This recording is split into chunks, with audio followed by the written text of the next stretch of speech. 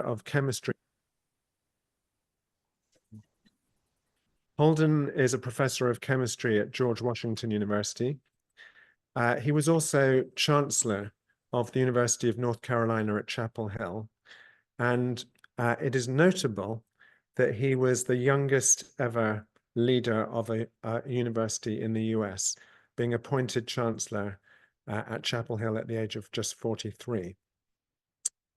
He has been provost of Washington University in St. Louis. Maybe I should have said this at the outset, but he's also editor-in-chief of Science, one of the two top journals in the world of science. We'll go with one of the two, it's okay. I won't name the competitor. So Holden was also diagnosed as autistic, and he's going to tell you a bit about his journey today. And we wanted to invite him particularly as a speaker in this series, because some of you know that we've had some remarkable autistic people speaking to our group, and our group is also online. We had Judy Singer talking in this lecture theatre last year, who is autistic and coined the term neurodiversity. And you'll hear a little bit about Holden's his editorials that he's written, really celebrating neurodiversity, particularly amongst the scientific community. We've also had Jason Arday, who's a professor of the sociology of education here in Cambridge. He's also autistic and is the youngest ever Black professor to be appointed in this university. Next month, July the 10th, we've got Daniel Tammet coming to speak to us, who's the European champion for memorizing pi, the number pi, which he memorized to 22,400 decimal places. He's autistic. He's going to be talking about his experiences. But today, without further ado, we welcome Holden.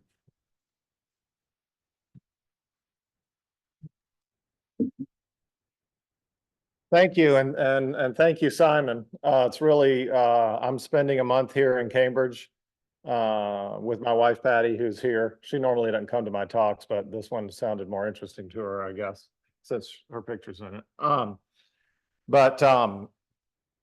Normally when I get a introduction for a lecture that isn't about autism, the first thing I do is the reintroduction.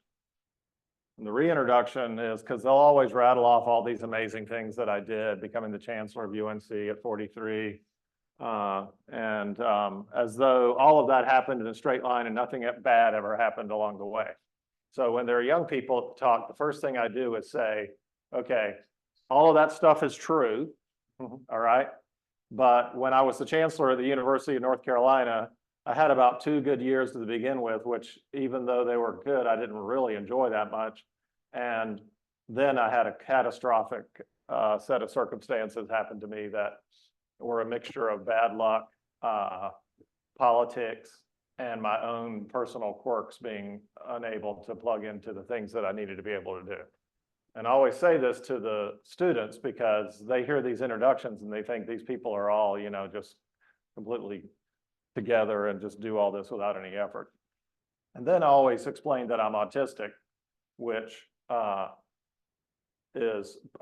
think puts anybody who's neurodiverse in the audience at ease, but also relieves me of having to spend all my time thinking about my hand motions and my vocal tone, which if I worried about modulating my vocal tones and doing the right things with my body, I wouldn't be able to give you a very interesting talk because I wouldn't be thinking about anything else. So that's the reintroduction, even though this whole talk is basically the reintroduction. Here's me as the chancellor of UNC running from the media. And it turns out that being an autistic person who has to be on TV every day is a lot more stressful than I expected. So I was on TV almost every day, and Chapel Hill has a local radio station that reports on the news 24 hours a day in a town of 100,000. It'd be like if Cambridge had a local radio station that did nothing but news. And so the good thing about that was when I got home from work, I didn't have to tell my wife how my day was because she'd listened to the whole thing on the radio. All right, so my story is pretty typical of, oh wait, how am I going to advance the slides? Oh yeah, let's see. Not that. There we go. Okay, so I had a pretty typical story for a nerdy autistic kid. I was a terrible athlete. I was the last one picked to kickball. I could barely dribble a basketball down the court. Couldn't possibly, and I ended up being this important person in sports, but I can't shoot a basketball with rotation the way that you're supposed to do it or anything like that. This is a picture of me holding a bag of basketballs because I was the manager of the basketball team, not on the team. And I grew up in the theater, and my mother ran the theater in my hometown. That's where I met my wife and a lot of people who are still really important to me.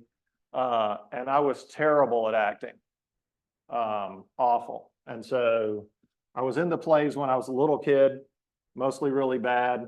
And then when I was 9 or 10 years old, my mother sat me down and said, son, you don't get to be in the plays anymore. So that worked out fine because there were a lot of things at the theater that needed fixing. And it was back in the good old days when you fixed things with soldering guns and screwdrivers. And I fixed absolutely everything in that theater, rewired it, took it apart, put it back together. I went there most days after school, and that was my little playground. So when I read Look Me in the Eye about the guy who made the guitars for Kiss, that was very reminiscent for me of the things that I did at the theater. I learned, I was an excellent student. I learned to talk at an early age, so I don't have any, intellectual or speech impairment. I'm in the group that was so obsessed with information that I just wanted it as fast as I could get it. I had the usual set of sci-fi, of fixated interests, science fiction, of course. I'm from the generation that started with Star Trek and changed to Star Wars and then changed back again. Once the politics of the two things became more obvious to me. I contributed to the theater by switching over to music, and I went to the Berklee College of Music, and I play the bass to this day for Pitts, and I have an encyclopedic knowledge of who played on every pop and jazz record between 1955 and 1980. I took up chemistry, was a perfect match for me. I was around when computers first came along. I had the TI-99 4A, which I learned to program and save the programs on cassette tapes. I've done stuff with computers my whole life. I have a small number of close friends, and I'll tell you about some of them. And I overreact when plans change, which I know is one of the biggest indicators of autism. Whenever somebody calls me now that I'm out with all this and says, wondering about my spouse, or I'll say, do they have fixated interest? Do you notice, are they physically awkward? And then when I go, how do they react when plans change at the last minute? There's usually either they say, oh, no problem. Then I say, go talk to somebody who has ADD or something else. But if they say, but if there's this pregnant pause, then I know, I said, welcome to the tribe. We like having you in. And I can't stop things in the middle, which I know is also a typical autistic trait. Whoops. These are some of the close friends who really saved my life. I went to a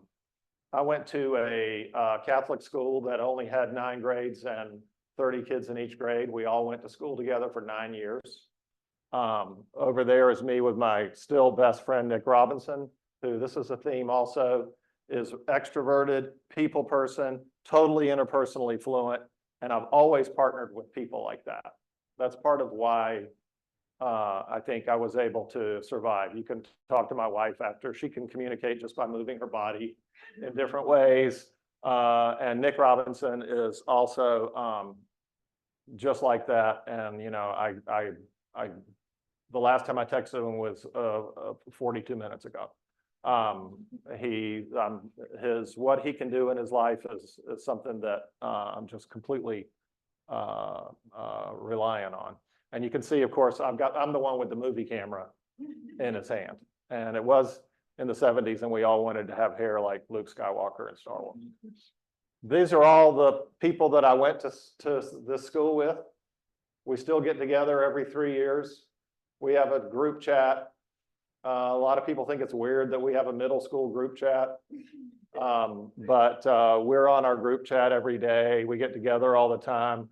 And if I'd gone to a public school and I didn't have the support that I had from these people, I probably wouldn't be sitting here talking to you right now. I never got bullied. They were completely appreciative of all my weird traits, and they still are to this day. And to me, that's like, when I think about why disclosing my diagnosis was a good thing to do, it's because I want to help people have what I had so that they can, because, you know, I'm fortunate in many ways in the collection of autistic traits that I have, but there are plenty of people with my collection of traits who you know, really struggled. And a big part of why I didn't was because of the support that I had from people. I did eventually go to public high school because our school only went to the 9th grade, and I went to a big, very contentious public high school, and it was brutal the first year to leave the comfort of these folks. But I did eventually find my friend group in high school, but it was more difficult than I expected. All right, so how did I get to be able to do all these things? How did I become the chancellor of UNC at such an early age? So I'll tell you, sorry for the bulleted lists, but this is the first time I've given this talk, and I didn't want to forget anything. So, you know, I could solve lots of problems. And as far as being a manager, I don't have a lot of intuition about, you know, if somebody comes to my office and they don't say things in words, then, you know, I'm probably going to miss it. But I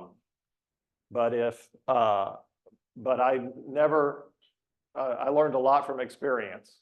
So most of what I know about management is from trial and error, or it's from reading the peer-reviewed organizational behavior literature and applying that. I can do those two things.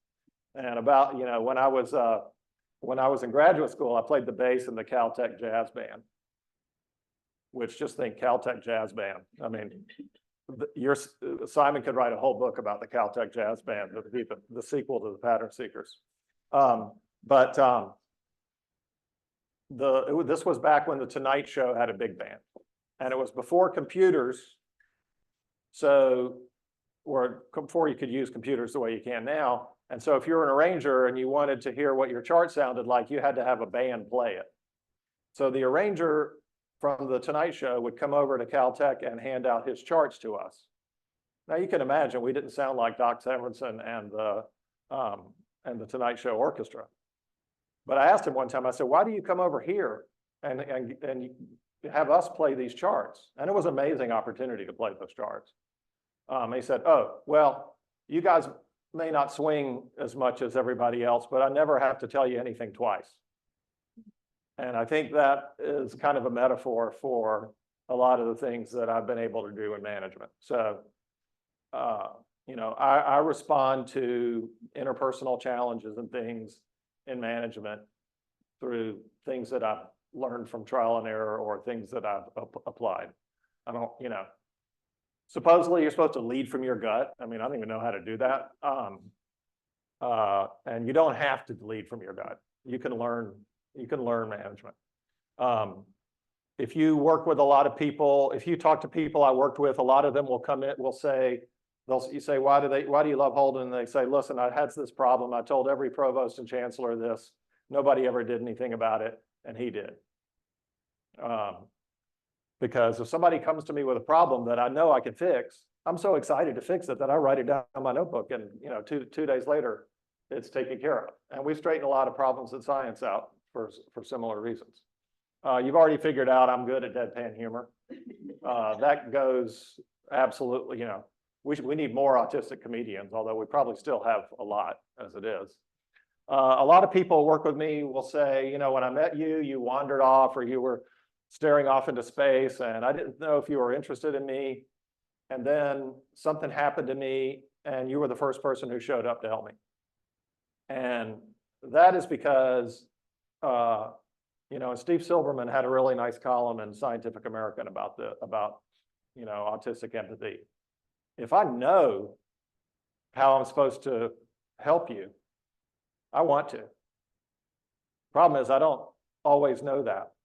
So if somebody gets a big award or somebody has a traumatic event or somebody dies, I can be just as present and empathetic as anybody else.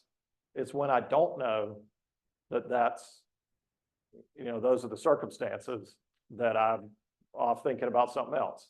So there are all these people out there in the world who, you know, and in a way, this is kind of a superpower because people write you off and then suddenly you do something for them and they're showing up at your going away party and crying when you leave. I've repeated this over and over in my career. Fundraising is really important. And I would say if you talk to all the donors I work with, they'd be split right down the middle.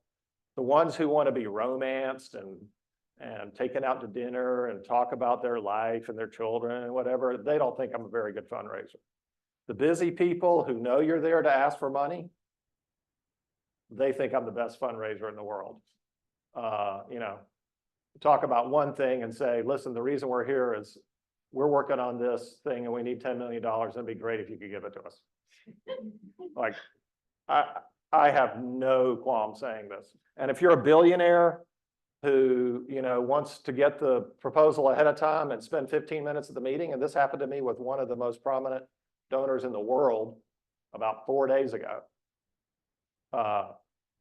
He loves me. He's given me many, many gifts. And we have our drill. I send him the thing ahead of time. We get on the Zoom call and all the development officers are with me. I said, okay, we're going to get this gift. And the call starts at 10 and we're going to have the gift at 12 minutes after 10. And sure enough, we got on and he said, yeah, I'll do it. And it was 10:12 and I went on the Zoom chat and I said 10:12 with an exclamation point. So like I said, I learned from experience. A lot of people even today will tell you I'm a straight shooter. Of course, that's because I'm overly blunt and that's on the problem list also. And then, you know, until I became the chancellor of UNC and I was only working in academia, I was a really good conversationalist because the only thing I ever asked anybody was, so tell me what you're working on. If you're talking to an academic or a student and you just say, tell me what you're working on, they'll talk for 22 minutes and they'll think you're the greatest listener in the world. And, you know, the good news is, you know, I'm so voracious about knowledge and information that I'm actually interested in what they're telling me. All right. So it wasn't until I had to go have conversations with people about, you know, abstract things that I wasn't interested in that I've, you know, even noticed that I wasn't good at conversing with people. So, you know, it's in academia, you only need one question, you know, and you know it's going to work every time. Okay, so what are the problems? Well, of course, you know, this is probably something you write about the most. The biggest one is people who tried to tell me something, they didn't tell me in words, and then a whole bunch of bad stuff happened. And I never even, by the time, you know, they came in my office and quit and said, you're a horrible person. I never want to work with you anymore and I'm leaving. And I had no idea they were even mad. Zero idea. So, you know, being aware of that is really good. But even after I started to become aware with it, it's still, that can still happen. The second thing, the most important thing for me is so when I was the chancellor of University of North Carolina, I had to work for 42 politically appointed people plus the president of the UNC system. That's 43 people. It's almost half the US Senate. I cannot integrate that many different signals. So if one member of a board says, I want you to do this, and the other one says, I want you to do the opposite, you know, I'll just get in the floor in a fetal position and I'll be able to get out. I have no idea how to integrate that because I want, you know, I want clear instructions. And so running a university where I was working for a board was way more challenging than I ever expected. I was completely unprepared for that. And I just don't do it anymore now. I only do jobs where I have one boss. And when I've done the jobs I've done where I've had one boss, they've thought I was great. I can't end the conversations. This was a huge thing for me because when you're the president of a university, you go to some event and there are people lined up trying to talk to you. And if you can't end the conversations, they just stay there in that line and get angrier and angrier. You know, then my wife would come over and just do her body or whatever it is. And that would end the conversation, and I would, you know, or else I would just wander off. Because that is just so hard for me. You know, okay, so I'm a straight shooter, but the other side of that is I blurt out things that sometimes hurt people. And this was another big one. So people have this ableist stereotype of leadership.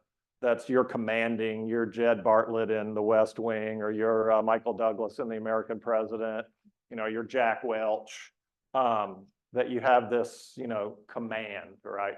Well, that's not my shtick. It was, you know, my shtick is being sincere, right? People can look at me and know I'm incapable of lying to them. And so, well, at least effectively. So when I got into a crisis at UNC, which I'll tell you the details of in a second, people say, get mad, you know, go out there and, you know, tell people you're in charge and you're going to fix this, but, you know, and the crisis itself was something that was a logical extension of the injustices in American intercollegiate athletics. So I wasn't really that mad. The athletes are exploited, the universities get a lot out of it, people are in denial, and the things that happen at the University of North Carolina are logical. And so it was very hard for me to get mad about it. And I was sad, but I got a lot of critiques that, you know, from the kind of ableist Jack Welch world that, you know, you're not in commanding. And that's not that's not something I could do. Sometimes I fix problems when people actually don't want to. They come to my office and vent, and I think they want me to fix their problem, but actually they just want to vent. I mean, I've now learned to say, do you actually want me to fix this? But there are a lot of times when people have come to my office, they've vented, I've fixed their problem, and then I realized they actually didn't want me to fix it. You can probably tell I have PTSD about what happened in North Carolina, and that goes with autism. You know, I try not to think about it every day, and there are days now where I don't think about it. And the good news for me is the person who has my old job is somebody I didn't know at all before, and I don't have that much in common with, so it's a lot easier for me to forget about it now. And then, you know, Naomi Klein, I don't know if you read her book, Doppelganger, but she has a severely impaired autistic child, and she's not in the group that thinks that her child should be cured. And she's critical of people who are in that group. And her analysis of this is that some people have a doppelganger of an autistic person that is an autistic person with all the strengths they get from being autistic, but without all the drawbacks. Well, those people don't exist, right? They're not real. You know, I can do the things that I'm good at, and I can't do any of these things. But I think a lot of the people who hired me, they wanted this nerdy guy who was into technology and was good with the students and a great teacher and all the things that I am. And they just had this doppelganger of me also being able to be Jack Welch and Michael Douglas and Jed Bartlett, which doesn't exist. And so they had this doppelganger of me as a leader that was unattainable. And I don't know if you haven't read Naomi's book, that's a good book. Okay, so here's what happened. Here's my family. This is the day I became the chancellor at the University of North Carolina. This is my daughter, who's now a licensed clinical social worker, who also independently diagnosed me with ASD.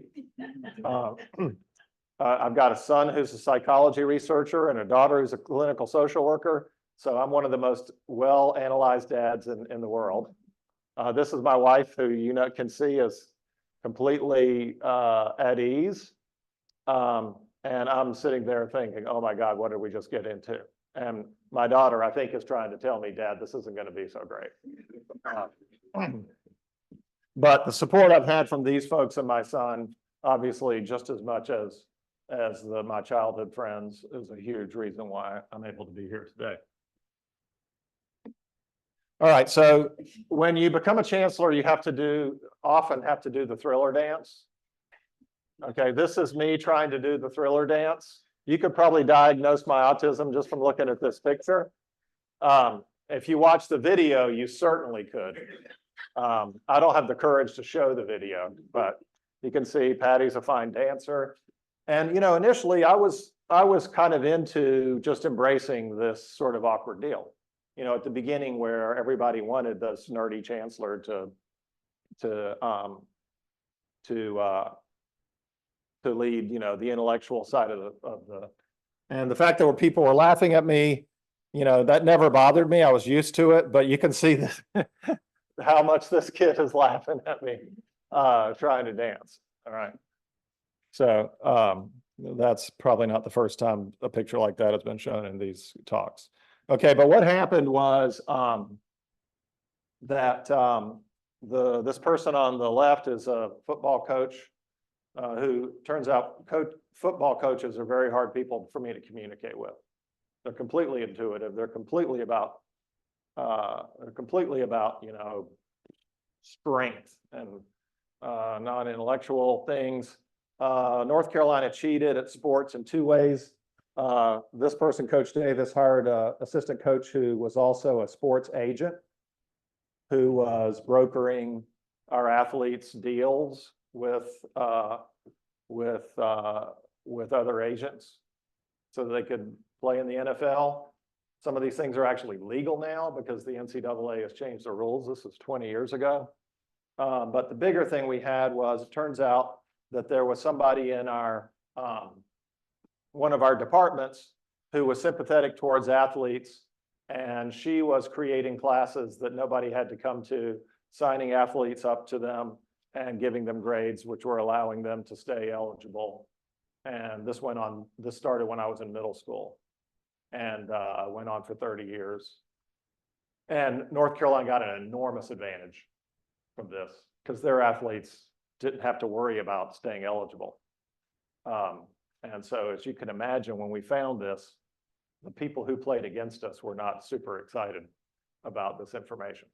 And this was the night that I had to go tell Tar Heel Nation about it. This is the athletic director who I was very close with, and this is a very sad story of what happened to the two of us together. But that night, right after this, the first thing I did was say, so I'm really sorry for what I have to tell you. And I got destroyed by the fans for doing this because they thought, they didn't care that we cheated. They wanted to cheat. They just wanted to win. And this was even, influential people in the university who, didn't want me to fix this. And certainly nobody wanted me apologizing for it. But of course, that was the most logical thing in the world. That, I'm coming to tell you that you didn't actually deserve all these wins you got. It seemed to me logical to apologize for that. But I got absolutely destroyed for that. And that was kind of the beginning of the end, because the fans were really, really mad with me for that. And you can see, how, if you look at a bunch of these photographs, me trying to, to have the right look on my face is just something I was just miserably bad at. All right, so a lot of things happened, and I ended up eventually leaving. This is a picture of the rally where people tried to get me to stay.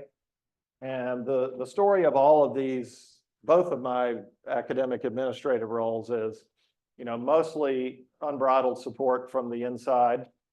Few faculty who, I upset or this or that or whatever, but generally, you know, when I left UNC, there was every single faculty and student governance committee passed a resolution asking me to stay.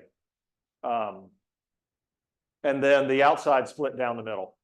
Half saying Holden got a bad deal, this is the guy we need, and the other half saying, you know, this goofball doesn't, you know, we don't get him, and he's too analytical and all of that. But anyway, this is the rally that happened when I left. They were trying to get me to stay. Patty and I and our children went out there, and I said, I love you all, but I'm going to go. I think that's the best thing for the university, because I didn't see any way to give the people who wanted an extroverted, commanding leader what they wanted. Now, there was another thing, which is my side lost the election, and I didn't really want to work for the people who were in power either. So there wasn't a lot of reward waiting for me. But I left, and of course, it warms my heart that so many people tried to get me to stay. But, you know, I always tell people, hey, if they're trying to get you to stay, that might be the best time to go, which is what I did. And I went to Washington University in St. Louis, which has all of its buildings copied from Trinity College. So it's been very nostalgic for me to walk around. My office looks my old office looks is copied precisely from the gate, the Porter's House building with the turrets and everything. I was the provost, not the chancellor. So I was the inside guy. I worked for somebody I knew extremely well before and still do, Mark Wrighton, who also has, you know, Mark is not, Mark has a lot of people thought we were very similar, but actually Mark has a lot more interpersonal intuition than I have. And so he was my one boss. It's a nerdy school where I fit in absolutely great. The athletics program is in Division III, which is basically high school athletics played in college. I was the provost, not the chancellor. We had problems with, whenever we had a problem, I just said, yeah, we were wrong. We need to fix this, which is what I swore I would do. Because, you know, one of the hardest things for me at North Carolina was I was supposed to go on TV and say something like, you know, the fans wanted me to be defensive. You know, how are you going to be defensive about something you did for 30 years that's clearly against the rules? I just could not do that. So I swore I'd never do it again. It almost killed me. And so whenever we had a problem, and we did have a lot of problems with financial aid initially, because WashU didn't have a very progressive financial aid policy when I got there. They do now. And when it first came up, I said, yeah, we were wrong. We should have done a better job. So anyway, when I left, of course, as always, the inside folks wanted me to stay and replace the chancellor. The board was split down the middle. In the process of doing that, I had a coach come in and interview everybody. And somebody said to her, Holden has Asperger's. And she was qualified to tell me when I asked. I said, so do you agree? And she goes, do you want me to tell you? And I said, yes. And she goes, yes. Then I did all of Simon's instruments and pegged the meter on most of them. And then I got an independent diagnosis for my daughter who has a conflict of interest. So I didn't stay on at WashU to succeed as chancellor for all the reasons that I've just been over. So here's my autism journey. You know, one great thing about, so that was 7 or 8 years ago. It took me that much time to come to the conclusion that I should start talking about this. And the thing that really tipped the scales for me is I went to a meeting that the NIH had about disability in science. And I was expecting, you know, visually impaired folks, people in wheelchairs, but there were a lot of autistic people at this conference. And those are the folks who impressed on me that it could make a difference for me to do this. And they were right, and I'm grateful to them for that. So I've talked to all these people and more.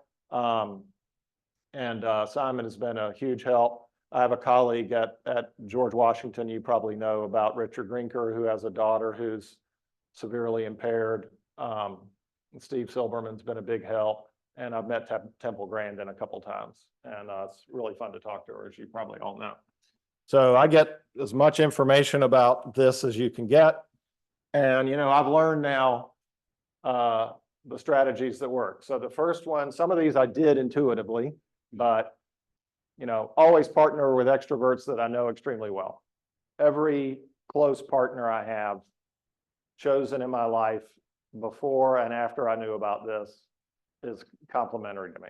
I think that's hard for a lot of autistic people who are more comfortable doing mate selection that's more consistent with their genetics. So what it is about me, why I intuitively did that and not now, I don't know.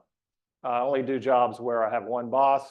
I only do jobs where it doesn't matter if I can walk into a room at a cocktail party and a bunch of people are talking to each other and I have to go into that little group that they're in, which I find just terrifying. I don't know what to talk about. I don't know. How do I say, hey, are you all having a conversation? Do you want me to come talk to you? Why would they want me to break into their group? I remind people to tell me what they need in words.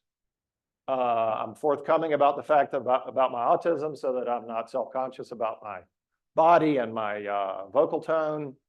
And this is probably the most important thing. My shtick is sincere. It's not commanding. And I'll show you one place where I've applied this, but almost every time someone said, God, Holden, you were amazing that night, was because I was not trying to be Jack Welch. I was trying to be sincere and trustworthy. That's my shtick, and I can do it better than slick extroverts. Adam Grant wrote a whole book about how introverts have a better network than extroverts. And I have more names, I have more high-powered people's cell phone numbers in my phone than almost anybody you'll ever meet. Part of that is because of what I experience, but I think it's also because autistic people come across as less threatening and more trustworthy, and so people are willing to give you their cell phone number. So if you want, if you need somebody's cell phone number, let me know. I got a lot of famous people's cell phone numbers in my phone. I say when stuff goes wrong. I think this is the biggest thing that's hurting American higher education right now. When you see all these people, these college presidents having trouble in these hearings, they don't lead off by saying, hey, we didn't do a perfect job on this. If they do that, these hearings would go a lot better. And then when somebody is telling me about a problem, I just come out and ask them if they want it fixed or if they're just venting. Because if I don't ask them that, I'm in big trouble. So I applied all this recently on Capitol Hill. I was called to testify about lab origins, the lab origin of COVID or lack thereof. Magdalena Skipper and Richard Horton were called. Also, they didn't come.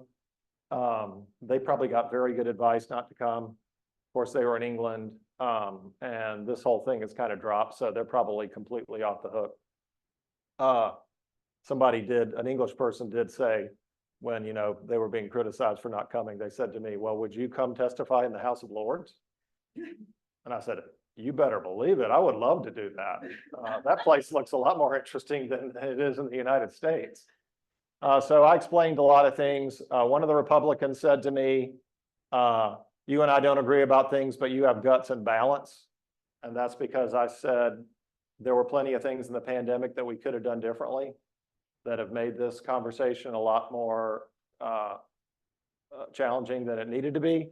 And again, when I was prepping for this, and you pay a fortune to all these consultants to prep you for these hearings. Once the consultants started saying, okay, we want to talk about your body language and your facial expressions, I said, stop. We are not doing that. If you feed me all that stuff, I will do a bad job in the hearing. We are going to go for me being sincere. Don't tell me how to do my hands so that I look like Jack Welch, all right? Don't tell me how to sit in my chair or whatever. I'm not going to think about any of that stuff. We're going to give them the right answers, and they're going to believe me. And to their credit, they went, okay, we get that. And we cultivated that. And I think if you went and watched the video of this, you would agree. And I even landed a few deadpan jokes. So I was really happy with that. All right, so I want to tell you one more thing, and that is I'm on the board of PBS Kids. And we are launching a new TV show. We call it a TV show, but children don't watch TV on a TV anymore. 90% of what people watch on PBS Kids around the world, but certainly in the United States, is on tablets and phones. And the episodes are about 10 minutes long. So you probably, if you knew about Mr. Rogers was 30 minutes long. Sesame Street was 30 minutes long. We don't do that anymore. We make 10-minute episodes that people watch on phones, and then they play a game that goes with it and lots of stuff. So we're launching our first show with a autistic character. And so I've been really involved in raising money for this and working with PBS on this. It's Carl the Collector. That's the raccoon there. He has a collection of everything.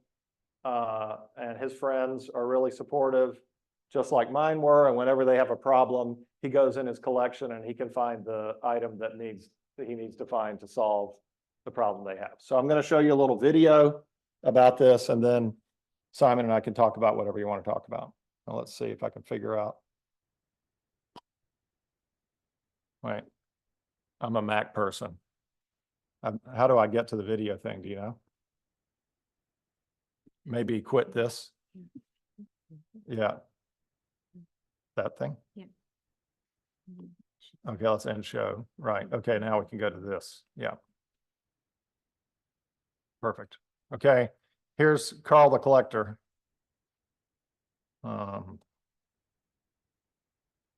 Hello, stickers. Hello, rubber balls. Hello, stamps issued before 1973. Carl the Collector is an animated show about a raccoon on the spectrum. He lives in Fuzzy Town with a bunch of his fuzzy friends. Thanks for giving us the vote for your vote collection, buddy. I'm just happy to be part of the team. The show is based on my artwork style that I use for my books, GMP. I will show you one of my most precious collections. Carl absolutely adores collecting things. Things that you would expect kids to collect, like balls, to things that you wouldn't even think that someone would want to collect. Want to play with my wingnut collection? He's also autistic, which I am too. One way that Carl's autism expresses itself in the show is that he has challenges with change. The scratch sticker has lost its smell. And then we also have a lot of Fox. She represents girls on the spectrum who often go undiagnosed. That means so much to me. The social world in particular is so much more unpredictable for autistic people. But Carl's friend group is really supportive and great. They accept each other for who they are, and I think that's important to show. Will you please help me? Of course.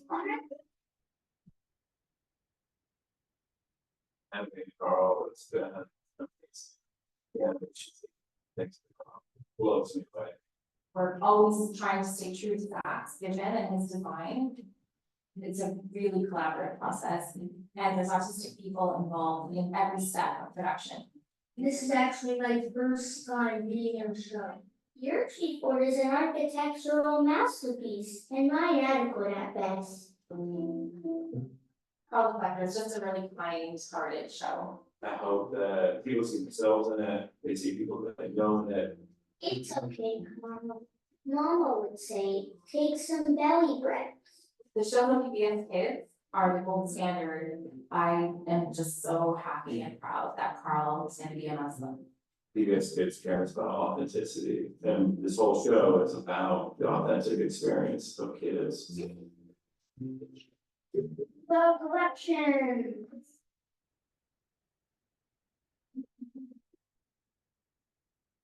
Okay, well, that's everything I had to share with you. So thanks a lot for inviting me.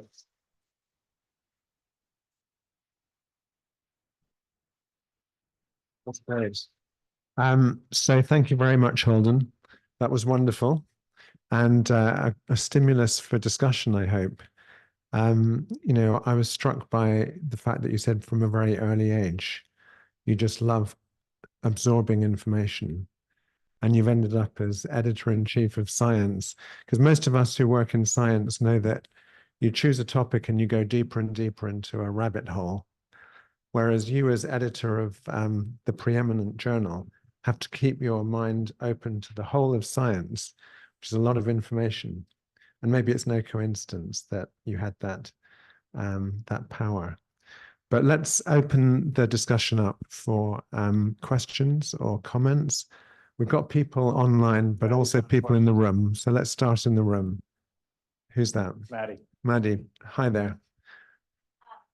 Great talk. I was struck by, you mentioned, from the aspect of thinking about treatment for people with autism. I And got you this. said, there are things that you struggle with, there are things that are maybe disadvantages to having autism, but you can't have those without having all of the advantages. I guess I'd be curious to hear from you, are there things that you would like to see researchers and clinicians improve for the lives of you or other people with autism? Yeah, well, I mean, it's so complicated with the whole autism spectrum. So there are things that people I need, that like me need, so that, more people can have the kinds of experiences that I've had. And that's more about giving folks the tools to do things that they're comfortable with, and probably some kind of talk therapy or something like that. But then there are people, with much more severe problems. And, I learned a lot about this long before I knew I had autism at the University of North Carolina, because there you have two of the best examples of the two poles of autism. The TEACH program, which was started by Eric Schopler, which is very much in the neurodiversity, autism is not to be cured world. And then Joe Piven, who's one of the best genetics researchers in autism. And there was always a battle going on between them that always ended up in my office. I guess I still believe, even after talking to all these neurodiversity folks and stuff, that we need both of those things desperately. I don't fault any parent who has a severely impaired child who wants a cure for autism. I just think it's not compassionate at all not to go along with that. But I also think most of what we're going to be able to do is in talk therapy and the kinds of things that TEACH does. So I guess I would do a lot. I just wrote an editorial that Simon helped me with, where I talked about the fact that treating the co-occurring conditions, whether it's PTSD for me or anxiety and depression and gastrointestinal problems and all these things, knowing more about how to treat that in autistic individuals is probably one of the best things we could be working on. Good. And just to pick up on your last point there, because, this is being recorded for everyone's information, and the concept of treating or curing autism is controversial. But I think what Holden just clarified was treatments for co-occurring conditions that cause distress or suffering would be very welcome. So let's take some more questions in the room, or yeah. Thank you so much for sharing your story. My question is about your leadership journey. So as someone who's sincere and doesn't lead with that commanding and the whole macho man persona, have you faced people that have then said you're so weak, and how have you navigated that? And if you're a young person who does not necessarily choose this, you do have choice, but you kind of take opportunity. And if you're getting into these spaces as a young person who doesn't lead with commanding, but also is sincere, how do you deal with people that would say you're weak or that look down upon you and then say you do not get opportunities? Yeah, well, this isn't just for people, awkward people like me. It's also even worse for people who are in other marginalized groups, right? We have this ableist stereotype of, extroverted white men who, that's still what people think of as a leader, at least in the United States. And so in the long run, we need to fight against that, because it's discriminatory and it's ableist. And, just imagine if I was not a white man and I was autistic, you know, who knows? I certainly wouldn't have recovered from a lot of the things that I've been through. But, or I would have had a much harder time doing that. But I think, so when I was leaving North Carolina, I worked with a PR guy, a political guy, who's one of the best in the business, named Doug Sosnick. He had been Bill Clinton's political director. He came to North Carolina to help me get out. And he did a spectacular job. And he told me two things that were the most important. The first was come up with a narrative that isn't just, it was all unfair. And for sure, it's true that even though the scandal that I had to deal with started when I was in middle school, and it's been investigated up and down everywhere possible, and millions of dollars have been spent trying to figure out what went on, and I had nothing to do with any of it. I did preside over the university's response, which was mostly sluggish and opaque and a lot of other things. So that was something that I could own. I have to own. I mean, I was in charge of the way we responded. We didn't respond well. When you get a scandal at Cambridge, you know, the vice chancellor probably doesn't do all that great either. I mean, these things are really hard to manage. But the other thing he told me was, Holden, you got to stick to your people. And the sports fans are definitely not my people. They're, you know, there are people who have a different view of leadership than I have. There are people who want to cheat. There are people who are comfortable with the idea that you can cheat, but you know, you don't really have to think that much about it. So you just don't worry about it. Like my brain can't do that. Like if we cheated, that's all I could think about. And so, you know, he just told me, because when I left, there were lots of things that came along that I could have gone to do. Because when the campus still wants you, you know, your career is not over. That's another thing about higher education. Like the trustees can make it so that you can't work at your school, but the faculty and the students can make it so that you can't work anywhere. And the converse is also true. If the trustees don't like you, that's okay. You can go to another place because the faculty and students are the ones that have so much influence over these choices. But so he kept telling me, you know, get to your people, get to your people. So when provost of Washington University came along, he said, that's the job. So you're still gonna, I mean, it's still a huge job, but you're not gonna have to hang around with the people who aren't your people. Now, being the editor of science is even better when it comes to that, because I get to hang around with Peter and Andrew and all their colleagues who love information just as much as I do. But being a provost was the thing that worked. So there are plenty of things that we can lead in the ableist world where we don't have to confront all that stuff. Now, but that doesn't mean, and this is part of the reason why I'm doing all this, that we shouldn't fight against these ableist, you know, discriminatory stereotypes about leadership that are out there. We should. And people like me are in a position to do that, should do it. But I think for the rest of us, in the meantime, we should just find the things that we can lead where it works for our group. Thank you. Thank you, Tetsuana, for the question. Just picking up again on something you said, which is, you know, if someone's cheated, which is basically deception, it's not something that you can just sit quietly and go along with. And, you know, again, in the world of science, you know, we're quite committed to the truth. We're trying to establish facts of how the world works. And we had a discussion yesterday, Andrew's here from the science office, but we were talking about fraud in science because a proportion of papers that get into any journals might include fraudulent data, and how the journal is committed, like any journal, to retract papers that might not be factually true. So there's this commitment to truth.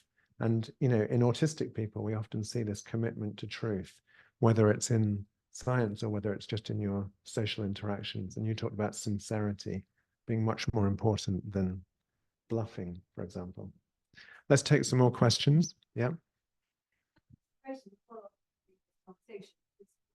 about leadership styles that you were confronted with, expected to conform to, and it sounds, obviously, so sharing a story, it sounds like it was very powerful presentation.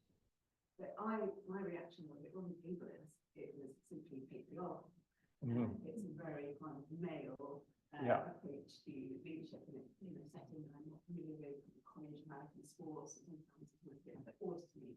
I work in the UK public sector, and I think there's a very different model of leadership there, arguably to the female model, which makes for them actually many autistics with a different set of challenges. But I wondered, it made me think, to what extent are the challenges of being autistic different from simply being diverse, neurodiverse in a really wide range of ways, whether that's class or gender, many ways. Is there anything, because I think your presentation felt to me it had even greater resonance than that. Something about finding the place to be yourself.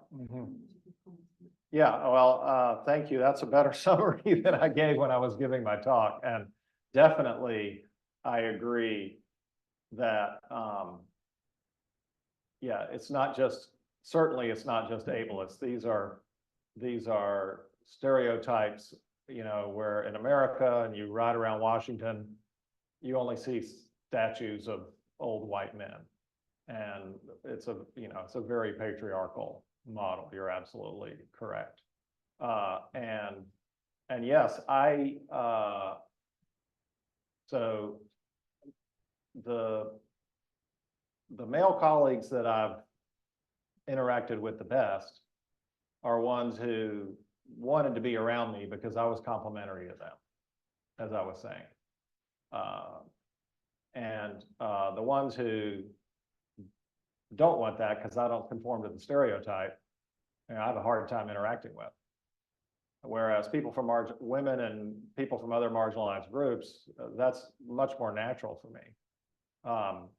And so, yes, that's consistent with, it's certainly true that, that what you're saying about all of this bias is that it sets a model for leadership that people like me can't conform to because of the way our brain works, and other people can't conform to them for even more frustrating reasons because they weren't born the right race and gender and sexual orientation and all of that. So trying to blast through all that is something that we all need to commit ourselves to. So thank you for your question. And for me also, one of the take-home messages from Holden's talk was find your tribe. And, the title of Steve Silberman's book, Neurotribes, applies to people who feel or identify as neurodiverse, but it could apply to any minority where you just have to be yourself and find your tribe. Other questions? Yeah.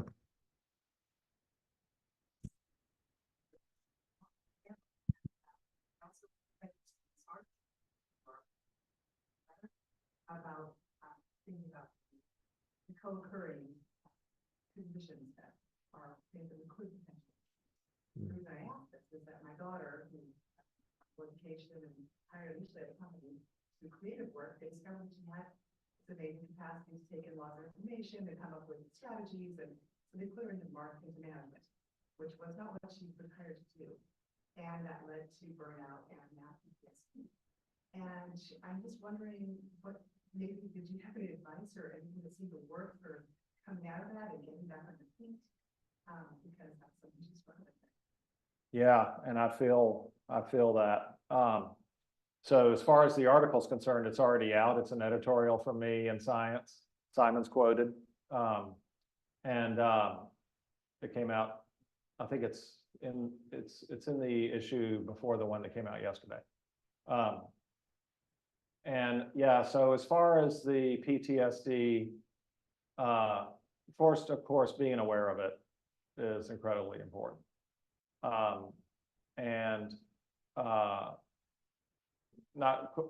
think most anxiety therapists would say you can't run away from it. So first I just tried to do that and didn't go back to Chapel Hill, or when I did, I was pretty upset. Now I can go back to Chapel Hill with less problem, partly because of all the things that I've done, but also just the repetition of going back there makes it Because to me, there's a world, there's Chapel Hill, because I went to college at UNC and my parents did too. So that was, up until the day I left, that was one version. And then when I left, it became something different. And so it was just as unfamiliar to me to go back after I left as it was to go someplace I've never been before, which, you know, is also hard for autistic people. But, you know, I've repeated that enough times now that it's not nearly as difficult. But I still dream about it probably every other night or every third night. Now, usually not a scary dream, just I happen to be back there. And I wake up remembering that still very frequently. And I've also gotten used to that. You know, you can't make yourself dream something else. So, and interestingly, I've never dreamed I was in St. Louis since I left. I'm sure I have, but you know, the ones that happen early in the morning, right before you wake up, that you remember. I haven't had that about any other work experience I've ever had. But I'm in the administration building at UNC every few days when I wake up in the morning. Yeah, and I'm much more comfortable. At first, that was really, really hard. But once I recognized that it was going to be there forever, then, you know, I just tried to make it my friend. Yeah. That's really helpful. Thank you. Maybe we should see if there's any questions online. So, Simon, you have to help me. Who can you see? Nicole. Okay, can we have Nicole's question? You can either call it out or turn on your camera. Or she could put it in the chat. Can you see? So she's asking. Okay.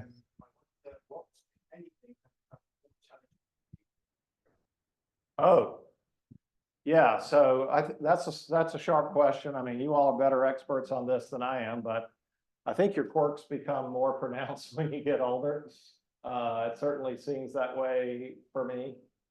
I mean, on the one hand, I'm very much more aware of them and have a sophisticated knowledge of them down to some genes even.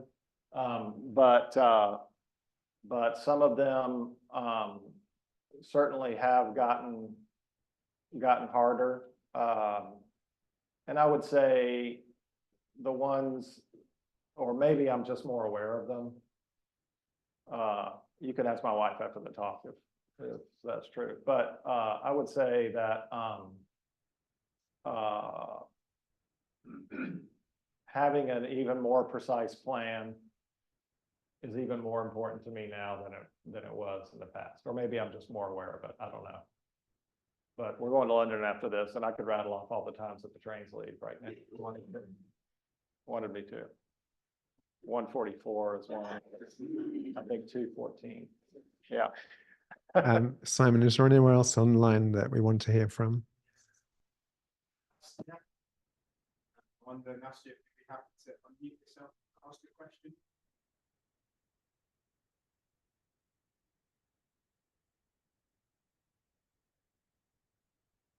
Okay, Nastia, on behalf, thank you for the talk, Holden. I was wondering if you looked into retained uninhibited primitive reflexes being more prominent in neurodiverse people and the potential for physical therapy to help integrate. Oh, yeah, I don't know a thing about that. I know that my hand movements and my dancing and all of that are very awkward.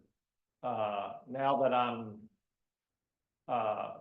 open about it, that isn't something that I thought I needed to address. Yeah, but I'm convinced it's real. I can watch videos of myself giving talks, even in front of a lot of people. And there's certain things, like I do my hands back like that for some reason. I have no idea why. But I get up to give a talk, I'll sort of go like this. And I've home movies of myself as a child doing that. So yeah, I don't flap my hands and things in a very conspicuous way, but I'm very uncomfortable in my body. But I guess I'm so used to that I haven't really pursued that yet. I mean, you all, I'm sure, know a lot more about that.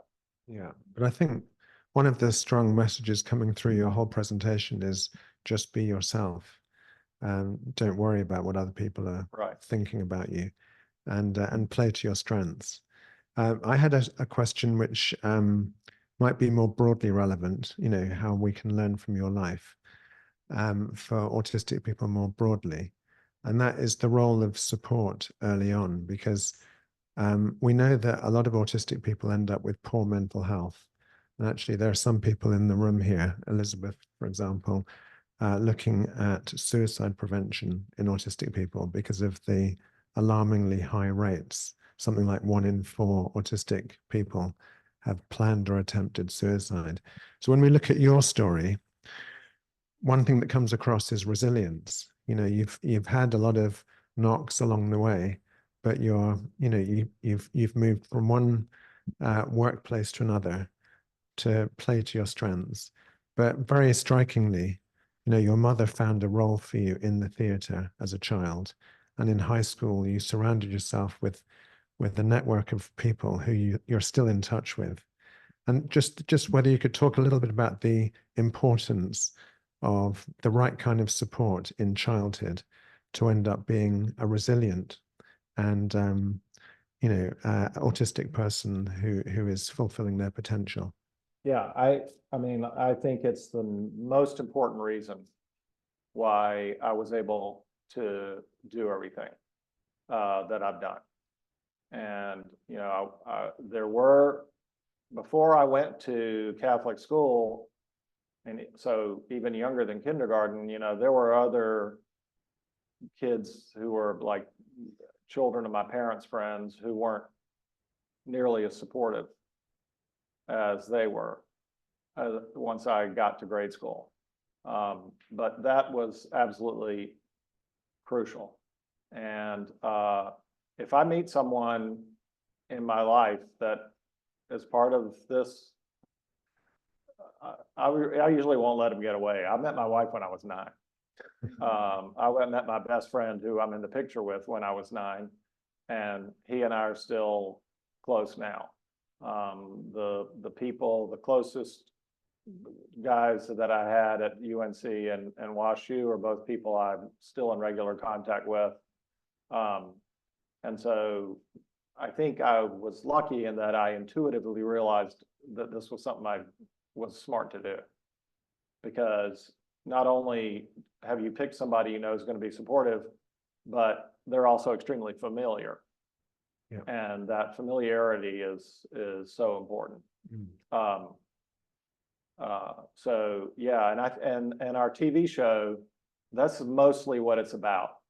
So it's about Carl, who, you know, has probably a very similar profile to me in terms of his brain, being able to do things and be successful because he's surrounded by all of these friends who are supporting him. There's an episode, you saw a little bit of it in the clip, where they get this big thing of wood and they decide they want to build a tree house.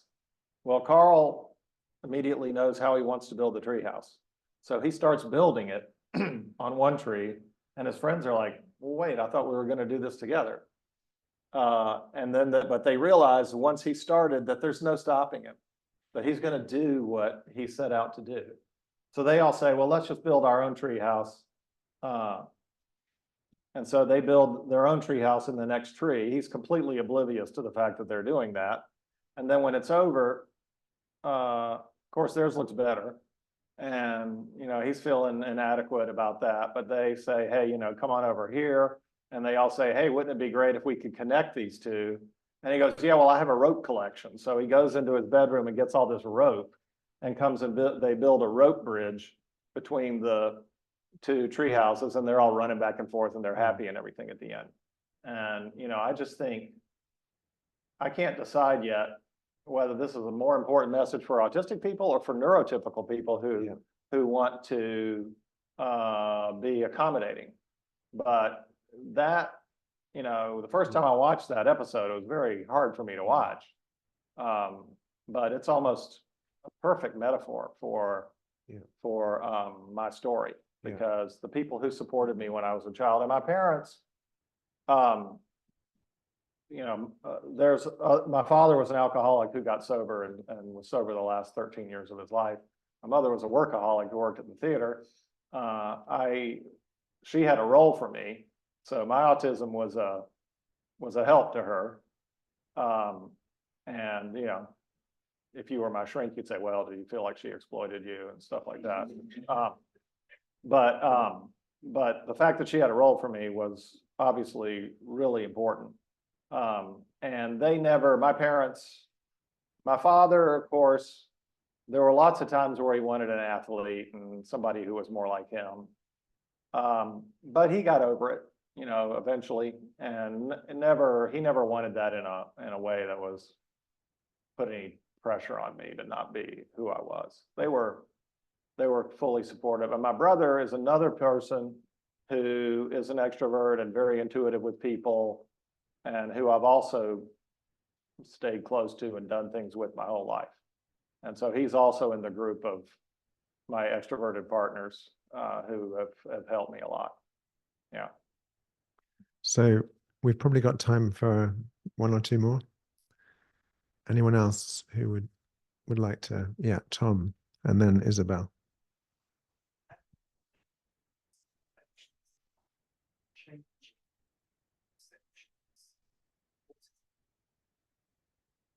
Sadly, stick my mind changed over recent years. Perhaps your own role you've experienced talking publicly around neurodiversity and the things that PBS show. Yeah, so when in the 70s, when I was a child, I wouldn't have been diagnosed with autism, and even if I was, I don't know what we would have even done. Nobody would. I had normal speech development and all that, so it's inconceivable that would have happened.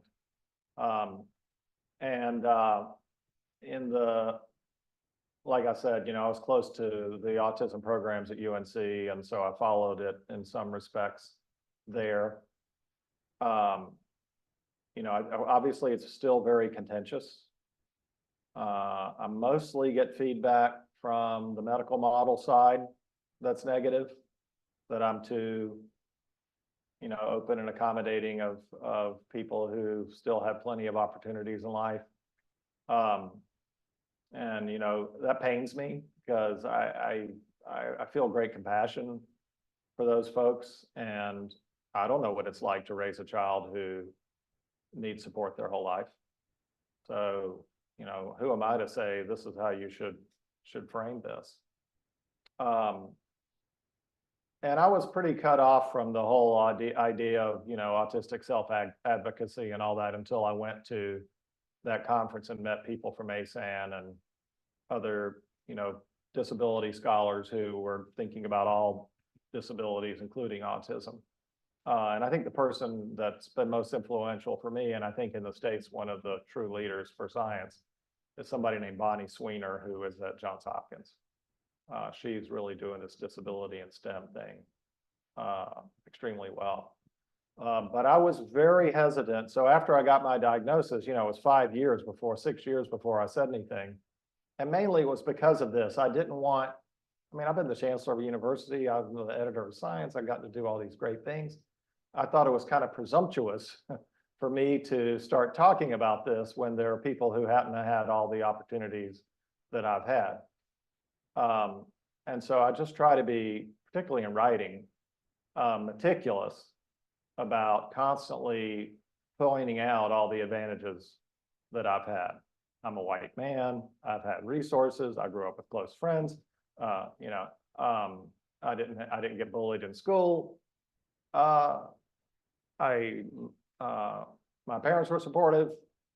If I'd needed more treatment, they could have afforded to get it for me. All of these things. So I'm gotten more comfortable, remembering to do that. And that, like anything, when people with privilege have anything, it's really important to keep pointing out that not everybody has the intangible things going for them. And that's all the more reason to be part of the movement. I mean, I think the thing, you know, when I met, last time I talked to Temple Grandin, she was on her way to give a talk to autistic parents or parents of autistic children. And she had just come from something where she met these two boys who were really, really good at math, but I guess very conspicuously awkward. And she was just focused on what she could do to make sure those kids got a chance to go to Silicon Valley or Caltech or Cambridge or wherever they should go. And she was really worried they wouldn't get to. And that's really the motivation that I see. And since I've done this, I've heard from lots of people in that category. So getting more comfortable talking about the advantages that I've had and really understanding the mission, which is, you know, if I get up and give a talk to a bunch of graduate students or at a high school, and I talk about the fact that I'm autistic, when it's over, I'll get this people lined up again, not my favorite thing in the world. But since we're all autistic, we don't really care about the fact that we can't end our conversations. And you know, that keeps me going to the next thing. Mm-hmm. So Tom, thank you for raising that important question about stigma. And yeah, I mean, Holden's clearly playing his part in destigmatizing autism. And just a comment on one part of your question, which was about the PBS children's TV show, which I think is a fantastic thing. So here we have the editor-in-chief of Science as an advisor to children's TV. And, you know, these two things don't naturally sit together, but it's clearly part of Holden's mission to make sure that not only is he talking to a small room full of people, but a TV show like that could change the attitudes of millions of kids, including very young kids. So how autism is conceptualized as just being positive and ordinary, and, you know, deserving of respect and acceptance is probably thanks to that kind of role that you're playing. The last question, Isabel, and then we have to close. Yeah.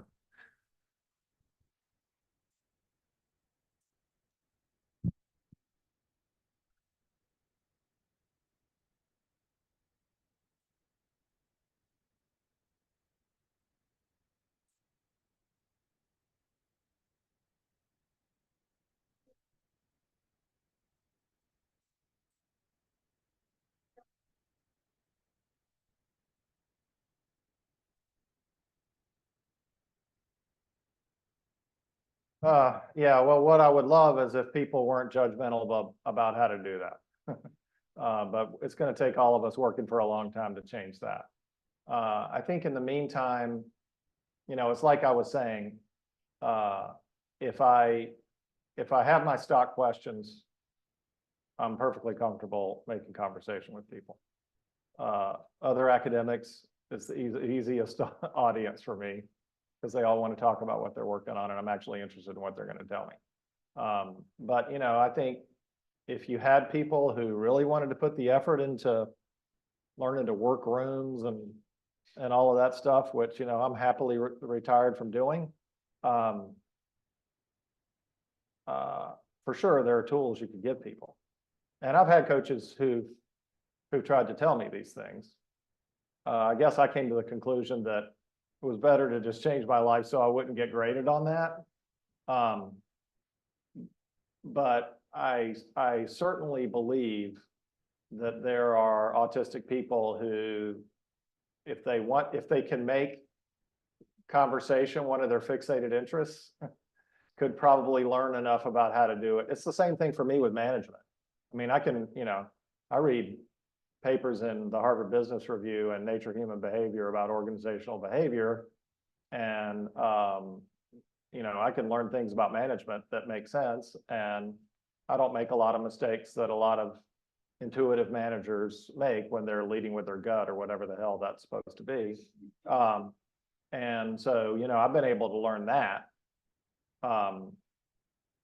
And so learning to be a conversationalist is probably something else that autistic people can do if decide that that's the rabbit hole they want to go down. Thanks, Isabel. So I just want to say 3 thank yous to close today's event. The first actually is to say thank you for becoming an ambassador for our charity, the Autism Centre of Excellence at Cambridge, that Tom is the chief exec of. So that's one way that you'll be able to continue contributing to, science-led change for autistic people. The second thing is obviously a big thank you to you for what you do as editor-in-chief of Science, because you're a busy guy. You've given us your time today, but you have a very busy production in the journal office. So we're not going to keep you too long, but what you're doing for the scientific community is fantastic. But most important as we end is what you're doing for the autistic community by giving talks like this. So thank you very much. Yeah, so real thrilled to be with you all, and thanks so much for including me on all these things.